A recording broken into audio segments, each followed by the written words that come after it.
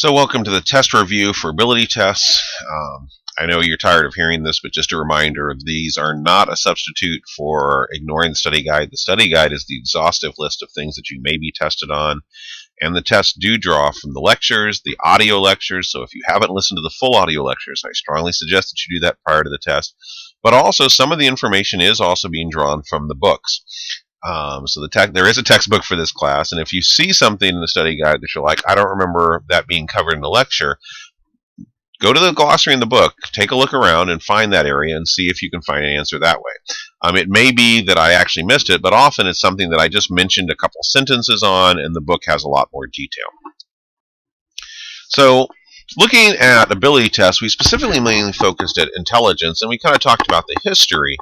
And specifically, that Galton had the idea of hereditary genius. And I would like also to remind you that in the study guide, there is a list of various researchers' names, people and theorists that had various concepts of intelligence and achievement testing. And you definitely want to kind of know what each one of those names is famous for. So Galton's famous for hereditary genius and was very much focused on the idea that intelligence was a genetic physical trait. In contrast, Alfred Binet was very much focused on that, yes, there was a component that might be hereditary, but was mainly focused on education. So he wanted to basically look at educational achievement. So right off the bat, we have Galton looking at ability, your raw ability to learn based on genetics, and you have Binet looking at education as achievement. And both of them were actually thinking, these were two initial theories of intelligence. A later theorist, R.B. Cattell, kind of collapsed both of these ideas into a model, or a kind of a two-level model, of the idea of fluid intelligence versus crystalline intelligence. Fluid intelligence was problem-solving, spatial ability, sensory perception, and generally seemed to be somewhat inherent and genetically determined. While crystalline intelligence was much more affected by your social economic status, your upbringing, the environment you were in, and the education you received, and included kind of math computations, vocabulary, spelling, general knowledge. So fluid intelligence is what you actually are kind of born with, your raw ability to learn, but crystalline intelligence is what you have done with that.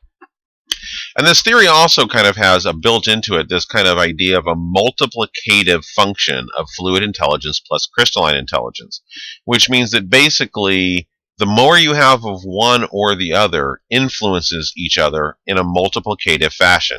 What that means is that if you have very low fluid intelligence, let's say a 1, and you have very high crystalline intelligence, you've had every opportunity to learn as much as possible. Well, 1 times 10 is still 10. So that's pretty much your range will only allow so much increase. So someone with a fluid intelligence of an arbitrary number, a low arbitrary number of 1, even with the best opportunity, at most they could hope to move that 1 forward to would be a 10. And if they also had poor opportunities, that might also be a 1. So 1 times 1 is 1. Now, likewise, someone with very high fluid intelligence, so they won the genetic jackpot. They have the maximum available fluid intelligence. In this example, we're going to use an arbitrary number of 10. Again, that same person with no opportunity, no education, no support, even with that high fluid intelligence, would have crystalline intelligence of 1. 1 times 10 is 10. That person is effectively just as cognitively capable as the person with very low fluid intelligence with a lot of opportunity. However, that fluid intelligence of 10, if they've also had the opportunity, 10 times 10, we're up to 100. So this kind of gives you just a model to think about how these two interact. So most intelligence tests, and we kind of discussed how defining intelligence is actually relatively difficult, basically in some form or another are capturing both the educational and hereditary components, both the crystalline and fluid concepts of intelligence. There's many different theoretical definitions, making it very difficult to define the construct of intelligence test. Intelligence tests themselves are attempting generally, when you hear someone say intelligence test, it's usually trying to put it on some kind of national norm to allow the differentiation of a broad range of aspects of intelligence to be summed down to one score. Ability tests generally mean that we're no longer making a claim that we're measuring specifically intelligence, but we're still measuring a single factor that's highly predictive of various outcomes. This is often referred to as G. Achievement tests tend to be more focused on the educational components, while intelligence tests and ability tests either are trying to measure all this construct or more focused on the more fluid or hereditary component. And there's also aptitude tests, which are more focused, again, on the fluid test as well. And these various terms are somewhat interchangeable, but it is a good idea to recognize that G and intelligence quotas are generally trying to get at a single score from a broad range of measures, while achievement tests and aptitude tests are generally trying to get at specific factors of intelligence. So most modern theories of intelligence, and there are multiple theories we went over in class, I'm not going to review them, but I will suggest that if they're on the study guide, you want to make sure that you kind of know whose name was attached to each one of those theories and what was the broad kind of concept of the theories. But most of our modern theories of intelligence now are kind of these hierarchical models which combine both a single overall score but also subscores and even subscores of those subscores.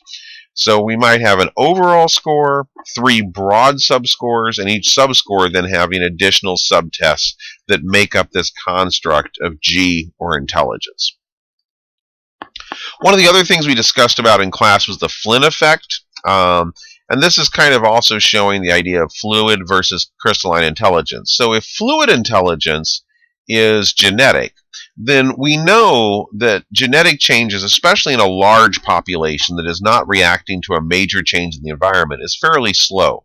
In other words, we really would have no reason to expect that there would be any major genetic developments in human genetic physical intelligence over the last 100 years. Or if there would be, it'd be very minor effects. However, we find some pretty big effects in how intelligence tests change over generations. And the Flynn effect is specifically this example. So what this means is that when we look at the raw scores of people that took an intelligence test, normed in 1925, and again, those raw scores are then always normed when we're talking about an overall score, usually onto a 100 as the mean. So basically, if you have an IQ or G of 100, it means that you're dead center of the distribution, you're average, with a standard deviation of approximately 15. Then if we then look 25 years later, that same score, that same raw score, is now actually somewhat different as far as how it's normed. So now, most people are actually scoring a 50 on the raw score. That means that people are doing 10 points better. Now, to norm the test to where that 50 is now the mean point, we have to move up the scale. And we see this happen each 25 years. And eventually what we now end up with is that in the year 2000, a score of 100 is actually a 70. So the raw score of 70 is what the average person is getting. If we went back to the norms from 1925, someone that got a 70 would have actually been scored at the very upper percentile, 145. So notice someone that scores a 40 in 2000 would be actually considered to be almost to the point where they couldn't function in society. Well, that 40 in 1925 was the average score. So this is illustrating how crystalline intelligence, exposure to tests, exposure to education, has a major interplay on intelligence. So basically, the aptitude or fluid intelligence has not changed from year 25 to 50 to 1975 to 2000. But the multiplicative effect of crystalline intelligence has. And that's why we have to constantly renorm these tests. So some additional issues that we talked about in class when measuring intelligence is social justice issues. There are gender differences. Males tend to outperform females on visual spatialization, so basically visual rotation tasks, spatial perception tasks, and females tend to outscore males on language and skill related. We definitely talked about that, again, that multiplicative function, that the family environment is very much an effect on intelligence. So children that are coming out of high social economic status families, children that have never had to worry about their safety, children that always know that they have a good meal in front of them, children that have been in a stable environment where their caretakers have not changed much over their developmental years, And also, children that are raised in households where education is highly valued tend to also score very much better on these tests and also tend to do better in performance in schools. So again, this does make a concern though, because if we're trying to measure overall achievement, if we're basically always picking people from better environments to continue on and always picking people for poorer environments for special education or slower interventions, we're creating a situation where we're perpetuating those same problems. So individually administered tests, most modern ability tests, so most of the tests that we're looking at that actually measures G overall or intelligence overall, are actually administered by a trained, often licensed test giver, someone that actually is trained in giving the test, and they're usually given one-on-one. The advantages here is that more methods of assessment can be used, so there can be tasks that people perform, hand-eye coordination, and also the assessor, the person giving the test, can also make sure the person is understanding the test. Also, the client, the person taking the test, has the undivided attention of the administrator, who can be looking for how they're interacting socially in the test. So some of the things that actually can be incorporated here is rapport building, so putting the person at ease about the test, but also kind of adapting for possible ethnic differences in those performances of the test. Basically, maybe going slower for someone that's a little older, explaining things more simply for someone that's younger, alleviating people's stress if they're worried about their gender or ethnicity or social class affecting their performance, and also providing just definitional information if there's some language barriers in the testing. The disadvantages to individually administered tests is it's more time consuming. The administrator often has to have specific qualifications, which also means you have to pay them to give the test, so it's more expensive. And the administrator usually has to be very familiar with the specific test so that they're not actually invalidating the test and how they're administering it. So just a few of the tests we covered, and again, this is not all of the tests that might be on the test that you're taking in a week or so, but we definitely talked about the Stanford Binet, which is the modern version of that initial Binet test that was used in the history of testing, specifically for French children, and it was the first test to actually be found to be highly related to academic performance. We're currently up to the 5th edition, and it again is ranged on that 100 is average, plus or minus 15, and is definitely trying to get at an overall measure of how well the person is performing. We also talked about the Wechsler's test. David Wechsler wanted to test for adults, not necessarily for children, and there's been multiple versions of this test as well.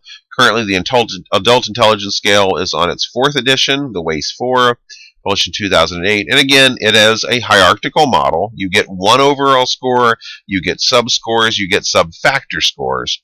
It has been normed so that each time they've actually changed this test, they've been working on making it more culturally fair, so less culturally loaded, more fair towards ethnicity, gender, religion, and education. And again, it's an individually administered test. So here's a good example of what I was talking about as far as these tests often being based on a hierarchical measure of human intelligence. So we have an overall score, the full FSIQ. We have both verbal and performance, and then within verbal and performance, we have yet another level. So under verbal, we have comprehension and working memory, and under performance, we have perceptual organization and processing speed. And then under each one of those is a further subtest. We also talked about the difference between group intelligence tests. So these are tests that can be administered to a large group of people at once. They gained popularity especially during World War I and World War II with the Army's Alpha and Beta test, which eventually became the ASVAB. Another good example of this is the Wonderlic Personnel test, which is used for employment screening. Most of these group tests are ability tests and are now in the realm of student achievement and aptitude testing. So ability means that we are trying to measure both crystalline and fluid intelligence, but often we're also looking to predict aptitude, how well they'll do in a future career, or achievement, how well they've already achieved prior to giving the test or taking the test. Some common characteristics, so the 8 common characteristics of these group tests is they can be administered to large groups, and that's an advantage so that you can give them to a large group of people at once. The disadvantage here is that they're a little bit more likely to be somewhat culturally biased because they've been designed to be given to large groups of people. There isn't an administrator there to adjust the wording of items or to explain maybe confusingly worded items or items that have words that some people might not recognize. They're multiple choice, so they're machine scored items, so they're very easy to score, and it's very unlikely there's going to be any scoring issues because it's basically the question's either right or wrong. However, the disadvantage there is with a multiple choice test, you're not getting, there's a lot of types of questions that you can't ask easily with a multiple choice test. The content generally is similar to individual tests, so they often try to mirror those more complex tests like the Wechsler, but again, not every single item on the Wechsler test can be keyed to be a multiple choice item. They're generally fixed time limit with a fixed number of items, and the number of items is usually set up to where most people will be able to complete the test in the fixed time limit. Administration times usually vary between 1 and 3 hours. You usually do get a total score plus those subscores, and usually because they're being administered to large groups of people, they do generate a very large research base that we can look at validity and reliability.